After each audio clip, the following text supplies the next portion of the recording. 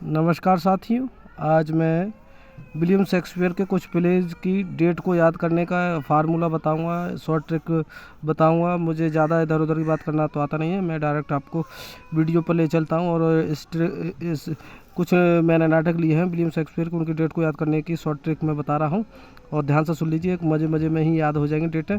अगर हम 10-20 उसके 137 प्ले हैं, अगर हम उसके 20-25 प्लेस की अगर डेट याद कर लेते हैं तो बाकी तो हमें नॉर्मली पढ़ के जो है याद हो जाए। ट्रिक भी भैया जब बनती है जब आप उसके बारे में खुद बहुत सारा पढ़ चुके हों।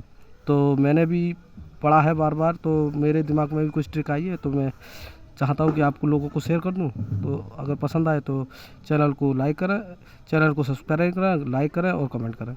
देखिए, as you like it, as you like it, ये शब्द से ही पता चल रहा है। एज यू लाइक इट, ये बात कब कही जाती है? अगर कोई बच्चा हमारा कहना नहीं मान रहा हो और वो मान लीजिए अपनी मनमानी कर रहा हो, तो हम कहते हैं एज यू लाइक इट, जैसा तुम चाहो वैसा करो। तो ये बात कब कहते हैं?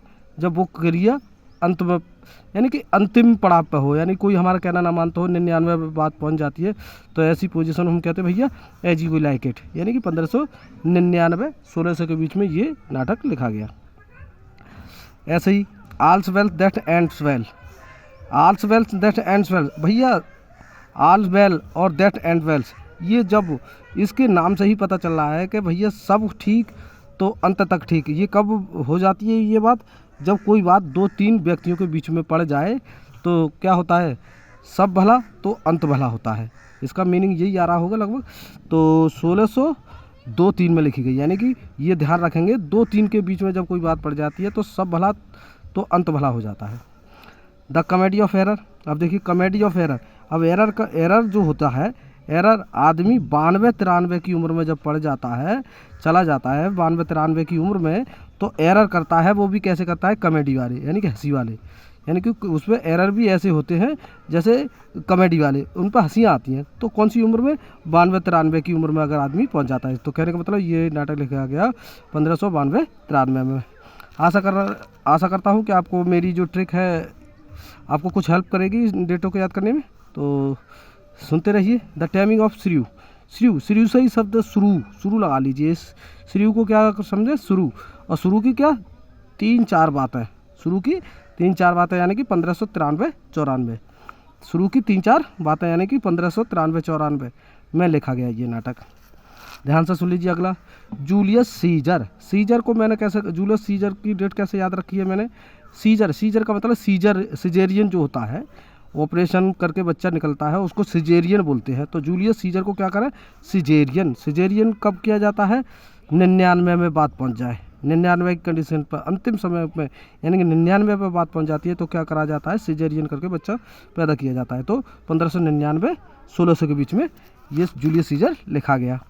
अब ये तो हम ज़्यादातर किताबों में इनकी डेटें हमें रटा दी गई हैं। जैसे हुक्म, ये ट्रेजेडी है विलियम शेक्सपियर की।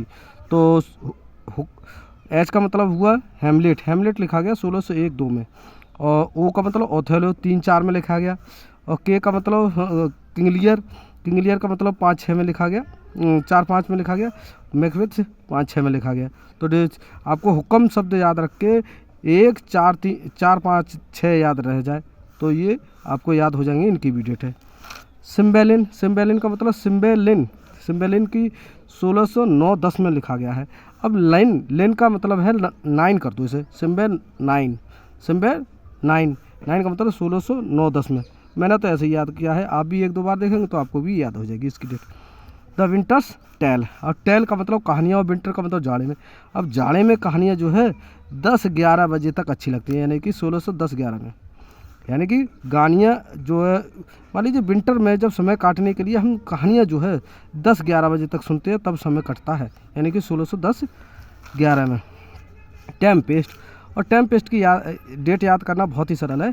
टेम्पेस्ट को 10 पास्ट समझ लें, टेम्पेस्ट को क्या समझ लें? 10 पास्ट, और 10 पास्ट का मतलब 11 हो गया, यानी कि 1611-12 में लिखा गया। आशा करता हूँ कि वीडियो पसंद आएगी और आपको हेल्पफुल रहेगी। अगर हेल्पफुल रही है तो चैनल को सब्सक्राइब करें और लाइक करें, कमेंट करें। Thank you for watching my video.